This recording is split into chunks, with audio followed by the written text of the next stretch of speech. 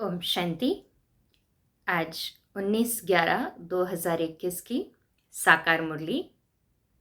मुरली का टाइटल है मीठे बच्चे, सर्विस के साथ साथ याद की यात्रा को भी कायम रखना है। इस रूहानी यात्रा में कभी ठंडे नहीं होना है। तो सेवा के साथ साथ याद की यात्रा, इसके ऊपर विशेष अटेंशन रहे, इसमें ठंडे न पड़े। है ना सभी का विशेष याद की यात्रा पर अटेंशन? कहे हाँ जी बाबा। आज का प्रश्न है, बच्चों की दिल अगर रूहानी सर्विस में नहीं लगती तो उसका कारण क्या है? बाबा उत्तर कहते हैं, अगर रूहानी सर्विस में दिल न लगे तो ज़रूर देह अभिमान की ग्रहचारी है। चलते चलते देह अभिमान के कारण जब आपस में रूठ पड़ते हैं तो सर्विस ही छोड़ देते हैं। एक दो की शक्ल देखते ही सर्विस के ख्याल उड़ जाते हैं। इसलिए बाबा कहते हैं, इस ग्रहचारी से संभाल करो। कौन सी ग्रहचारी से संभाल करनी है हमारी स्वयं की? हमें देह अभिमान की ग्रहचारी से। तो है ना सभी का अटेंशन? कहे हाँ जी बाबा। आज का गीत है, हमारे तीर्थ न्यारे है। ओम शांति। इस गीत की लाइन ने बच्चों को खबरदार कर दिया। क्या कहा? बुद्धि में यह याद रखना है कि हम तीर्थ यात्रा पर है और हमारी यह यात्रा सबसे न्यारी है। इस यात्रा को भूलो मत। यात्रा पर ही सारा मदार है। और तो जिस्मानी यात्राओं पर जाकर फिर लौट आते हैं और जन्म जन्मांतर यात्रा करते ही आते हैं। हमारे तीर्थ वह नहीं है। जो स्थूल के तीर्थ है अभी, वो तो हमें वहाँ पर तीर्थ यात्रा करने के लिए जाने की आवश्यकता है नहीं ना? है ना सभी का पक्का निश्चय कि अभी वहाँ जाने की आवश्यकता नहीं है? हाथ ऊपर करे जिन्हें पक्का निश्चय है। अच्छा, मुबारक हो। तो अमरनाथ में जाकर फिर मृत्यु लोक में चले जाना है। वो लोग तीर्थ यात्रा में जाते हैं, परंतु अमरनाथ में जाते हैं। जो भी यात्राओं के नाम होंगे वहाँ जाएंगे, परंतु फिर भी ऐसे तो नहीं ना अमर बन जाते हैं। मृत्यु लोक में तो चले ही आना है वापस से, तो वो चक्र में तो घूमना ही है।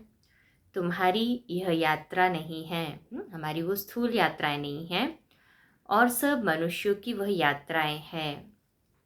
तीर्थ पर जाकर चक्र लगाकर फिर आए पतित बन जाते हैं। किस्म किस्म की यात्राएं हैं ना। देवी के मंदिर भी अताह है। विकारियों के साथ कितने यात्रा पर जाते हैं। तुम बच्चों ने तो प्रण किया है निर्विकारी रहने का। है ना सभी का प्रण पक्का पक्का निर्विकारी रहने का? कहे हाँ जी बाबा। तुम निर्विकारियों की यह यात्रा है। निर्विकारी बाप जो एवर प्योर है उनको याद करना है। पानी के सागर को विकारी व निर्विकारी नहीं कहेंगे, और ना ही उनसे निकली हुई गंगाएं ही निर्विकारी बनाएंगी। मनुष्य मात्र इतने तो पतित बन पड़े हैं, कुछ भी समझते ही नहीं। ये भी समझ नहीं पाते हैं कि वो स्थूल पानी से थोड़ी कोई निर्विकारी बन पाएगा। वह जिस्मानी यात्राएं हैं, अल्पकाल क्षण भंगुर की यात्राएं। यह यात्रा बड़ी है। तुम बच्चों को उठते बैठते यात्रा का ख्याल रखना है। हमारी कौन सी यात्रा है? रूहानी यात्रा, आत्मा की यात्रा, परम धाम तक शिव बाबा से कनेक्ट करने की यात्रा। तो ये सबसे बड़ी यात्रा हुई ना।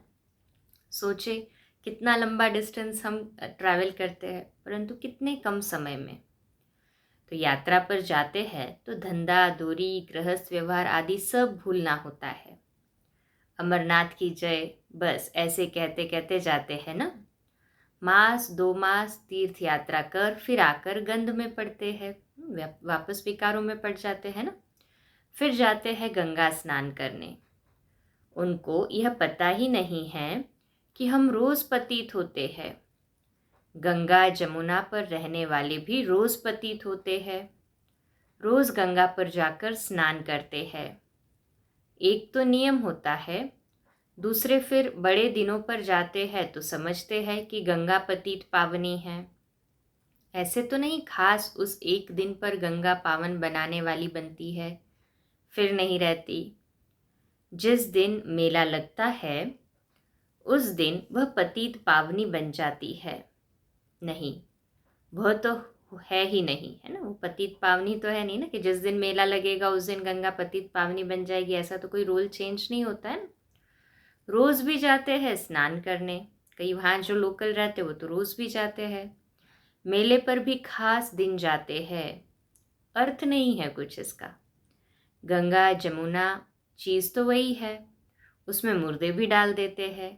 कितना पॉल्यूटेड होता है ना वहाँ पानी भी। अभी तुम बच्चों को रूहानी यात्रा पर रहना है। हमें बाबा कौन सी यात्रा सिखा रहे हैं? रूहानी यात्रा, है ना, सभी की पक्की रूहानी यात्रा।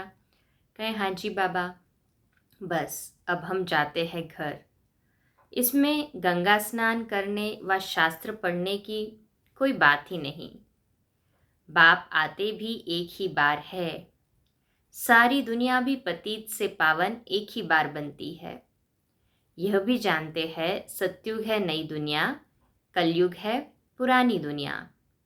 बाप को आना है ज़रूर, नई दुनिया की स्थापना और पुरानी दुनिया का विनाश करने। यह उनका ही काम है। परंतु माया ने ऐसा तमोप्रधान बुद्धि बना दिया है जो कुछ भी समझते नहीं। प्रदर्शनी में कितने ढेर बड़े आदमी आते हैं, सन्यासी भी आएंगे फिर भी समझेंगे कोटों में कोई। तुम लाखों करोड़ों को समझाते हो तब कोई विरला आता है, क्योंकि सतयुग में तो कोई विरले ही आने हैं ना। बहुतों को समझाना होगा। आखरीन तुम्हारी यह समझानी और चित्र आदि सब अखबारों में भी पढ़ेंगे। सीढ़ी भी अखबार में पड़ेगी। सीढ़ी का चित्र भी बाबा कहते हैं बहुत अच्छा है, वो भी पड़ेगा। कहेंगे यह तो भारत के लिए ही है, और धर्म वाले कहाँ जाएंगे। कयामत का समय भी गाया हुआ है ना। कयामत अर्थात कयामत माना वापस जाने का टाइम। पुरानी दुनिया का विनाश, नई दुनिया की स्थापना होगी तो ज़रूर। सब वापस जाएंगे ना, सब का विनाश होना है। नई दुनिया स्थापन हो रही है। यह बातें कोई नहीं जानते सिवाय तुम बच्चों के। तुम जानते हो नरकवासियों का विनाश, स्वर्गवासियों की स्थापना हो रही है। कल्प कल्प ऐसा ही होता है। अभी जो थोड़ा बहुत टाइम है इसमें भी बहुतों को समझानी मिलती जाएगी। मेले होते रहेंगे, सब तरफ से लिखते रहते हैं हम मेला कर प्रदर्शनी करें, परंतु साथ साथ अपनी याद की यात्रा भी भूलनी नहीं चाहिए। बच्चे बिल्कुल ही ठंडे चल रहे हैं। यात्रा ऐसे करते हैं जैसे बूढ़े हैं, जैसे ताकत ही नहीं, कुछ खाया ही नहीं है। बाबा का कितना ख्याल चलता रहता है। हमारी रूहानी यात्रा, याद की यात्रा जो हम करते हैं वो तो फुरने से होनी चाहिए ना। नशे से बाबा को याद करना है। कितने समय के बाद हमें बाबा मिला है, सोचिए 5000 वर्ष के बाद सिख सिख के बाबा मिला है, तो उसे तो कितने प्यार से याद करना चाहिए।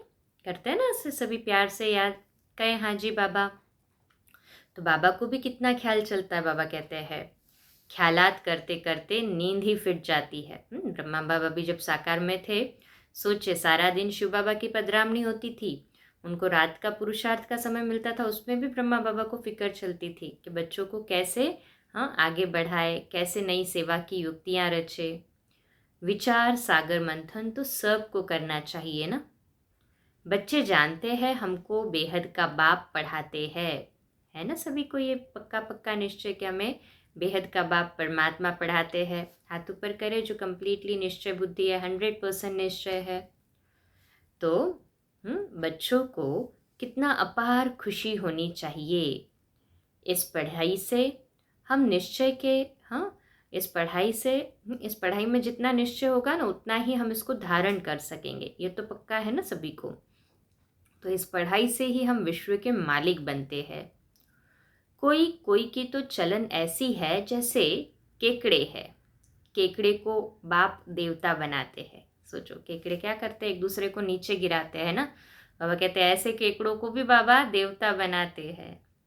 फिर भी चलन मुश्किल किसकी सुधरती है। बाबा को भी दया पड़ता है ऐसे बच्चों पर। ऐसी सीढ़ी के चित्र में बड़ी अच्छी नॉलेज है, परंतु बच्चे इतना काम नहीं करते, यात्रा ही नहीं करते। बाप को याद करे तो बुद्धि का ताला ही खुलता जाए, गोल्डन बुद्धि बनती जाए, फिर ऑटोमेटिकली सेवा की युक्तियां सूझती जाएगी। तुम बच्चों की पारस बुद्धि होनी चाहिए, बहुतों का कल्याण करना चाहिए। तुम तमोप्रधान से अब सतोप्रधान बने हो, फिर सतोप्रधान बनना है। बाप कहते हैं मुझे याद करो। कृष्ण को भगवान नहीं कहा जा सकता, उनको तो कहते हैं सावरा श्याम। बाप ने सावरे की आत्मा को बैठ फिर समझाया है। यह आत्मा जानती है कि बाबा हमको विश्व का मालिक बनाते हैं, तो खुशी में कितना दिमाग भरपूर होना चाहिए। हो गया सभी का दिमाग भरपूर खुशी से? कहें हाँ जी बाबा। इसमें घमंड की तो कोई बात नहीं है। बाप कितना निरहंकारी है, बुद्धि में कितनी खुशी रहती है। कल हम हीरे जवाहरातों के महल बनाएंगे, नई दुनिया में राजधानी चलाएंगे। यह तो बिल्कुल पतित दुनिया है। इस दुनिया के मनुष्य तो कोई काम के नहीं, कुछ नहीं जानते। यह भी दिखाना चाहिए हीरे जैसा जीवन था, वही फिर 84 जन्म ले कौड़ी मिसल बन जाते हैं। यह सीढ़ी का चित्र नंबर 1 है। फिर दूसरे नंबर में है त्रिमूर्ति का। नंबर 1 कौन सा चित्र का बाबा ने? सीढ़ी का। और नंबर 2 त्रिमूर्ति का। तुम कहते हो निकट भविष्य में श्रेष्ठाचारी भारत बन जाएगा। कहते हैं ना हम सभी के निकट भविष्य में, अभी बहुत समय कम है, फिर श्रेष्ठाचारी सत्युगी दुनिया आ जाएगी। कहें हाँ जी बाबा। श्रेष्ठाचारी दुनिया में बहुत थोड़े मनुष्य होंगे, अभी कितने ढेर मनुष्य है। महाभारत लड़ाई भी सामने खड़ी है, सब आत्माएं मच्छरों सदृश जाएंगी।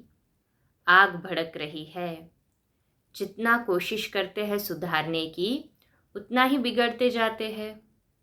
बाप बच्चों को राजयोग सिखला रहे हैं, बच्चों को कितना नशा चढ़ाते हैं। कोई कोई तो यहाँ से बाहर निकले सारा ज्ञान उड़ जाता है, स्मृति कुछ भी रहती नहीं। नहीं तो शौक हो कि जाकर सर्विस करे। बाप भी गुण देख सर्विस पर भेजेंगे ना, इसमें बड़े हर्षित रहेंगे। सर्विस में खुशी का पारा चढ़ेगा, है ना सभी का अनुभव कि सेवा का प्रत्यक्ष फल खुशी का मेवा मिल ही जाता है। हाथ ऊपर करे जो अनुभवी है। अच्छे अच्छे पुराने बच्चे आपस में रूठ पड़ते हैं थोड़ी थोड़ी बात में ना। संगठन में होते हैं तो कुछ बात ऊपर नीचे हो जाती है, तो बाबा कहते हैं अच्छे अच्छे पुराने बच्चे भी रूठ पड़ते हैं संगठन में। तो ऐसे थोड़े ही इन बातों के कारण तुमको सर्विस नहीं करनी है। सर्विस तो खुशी से करनी चाहिए। जिसके साथ बनती नहीं उसकी शक्ल देखने से ही सर्विस का ख्याल उड़ जाता है। सर्विस में दिल नहीं लगती है तो किनारा कर लेते हैं। फिर तो ज्ञानी और अज्ञानी में कोई फर्क ही नहीं रहा ना। देह अभिमान की ग्रहचारी आकर बैठती है। यह है पहले नंबर की बीमारी। देह अभिमान कैसी बीमारी है? पहले नंबर की। बाप कहते हैं बच्चे देही अभिमानी बनो। आत्मा ही सब कुछ करती है ना, आत्मा ही विकारी और निर्विकारी बनती है। स्वर्ग में निर्विकारी थी, रावण राज्य में आत्मा ही विकारी बनी है। यह भी ड्रामा ऐसा बना हुआ है, इसलिए पुकारते हैं हे पतित पावन आओ। जो निर्विकारी थे वही पतित विकारी बने हैं। सतयुग त्रेता में निर्विकारी और द्वापर कलयुग में विकारी बन पड़ते हैं वही आत्माएं। यह किसकी भी बुद्धि में नहीं है कि हम ही निर्विकारी थे अब विकारी बने हैं। अगर ये बुद्धि में हो तो मंदिरों में जाते ही नहीं ना। ये ज्ञान होता कि हम ही देवी देवता थे और हम ही मनुष्य बने हैं तो वही मेहनत करते कि कैसे हम अपने आप को वापस सुधारें, परंतु ये ज्ञान नहीं है। हम आत्मा मूल वतन की रहने वाली है। पहुंच गए सभी मूल वतन, सेकंड में परम धाम पहुंच गए आत्मिक रूप में। कहें हाँ जी बाबा। वहाँ तो हम आत्मा निर्विकारी होंगे। यहाँ शरीर में आकर पाठ बजाते बजाते विकारी बने हैं। यह बाप बैठ समझाते हैं। आत्मा शांति धाम से आती है तो जरूर पवित्र ही होगी, फिर अपवित्र बनी है। पवित्र दुनिया में 9 लाख होते हैं, फिर इतनी सब आत्माएं कहाँ से आई? जरूर शांति धाम से आई होंगी ना। वह है पीसफुल इनकॉर्पोरियल वर्ल्ड। परम धाम को क्या टाइटल कहा बाबा ने आज? Peaceful incorporeal world. वहाँ सब आत्माएं पवित्र रहती है। फिर पाठ बजाते बजाते सतो रजो तमो में आती है, पावन से पतित होना है। फिर बाप आकर सबको पावन बनाएंगे। यह ड्रामा चलता ही रहता है। ड्रामा के आदि मध्य अंत का राज बाप के सिवाय और कोई बतला न सके। उस बाप को कोई जानता ही नहीं है। ऋषि मुनि भी नेति नेति कह देते हैं। हम भगवान को और उनकी रचना को नहीं जानते। फिर कहते भी है गॉड फादर इज नॉलेजफुल। वह परमात्मा सर्व आत्माओं का बाप है, बीज रूप है। वह है आत्माओं का बीज रूप और यह प्रजापिता ब्रह्मा है, मनुष्य सृष्टि का बीज रूप। वह निराकार बाप इसमें अर्थात ब्रह्मा बाबा में प्रवेश कर मनुष्यों को समझाते हैं। मनुष्य द्वारा शिव बाबा को अगर मनुष्यों को समझाना है तो ब्रह्मा के रथ के द्वारा ही समझाते हैं ना। उनको मनुष्य सृष्टि का बीज रूप नहीं कहेंगे। वह है आत्माओं का पिता और यह ब्रह्मा है मनुष्य सृष्टि का प्रजापिता, जिस द्वारा बाप आकर ज्ञान देते हैं। शरीर अलग आत्मा अलग है ना। मन बुद्धि चित्त आत्मा में है। आत्मा आकर शरीर में प्रवेश करती है पार्ट बजाने के लिए। तुम जानते हो कोई शरीर छोड़ते हैं तो जाकर दूसरा पार्ट बजाएंगे। इसमें रोने से क्या होगा? गया सो गया, फिर थोड़े ही आकर हमारा मामा चाचा बनेगा। रोने से क्या फ़ायदा? तुम्हारी मम्मा गई, ड्रामा अनुसार पार्ट बजा रही है। ऐसे बहुत जाते हैं। कोई कहाँ जाए जन्म लेते हैं।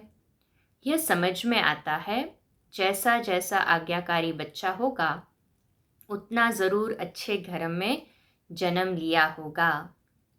यहाँ के जाएंगे ही अच्छे घर में। यहाँ से यदि किसी का शरीर छूटता भी है तो जितना श्रीमत पर चलने वाला होगा ना, बाबा का जितना आज्ञाकारी होगा उतने ही अच्छे घर में जन्म मिलता है।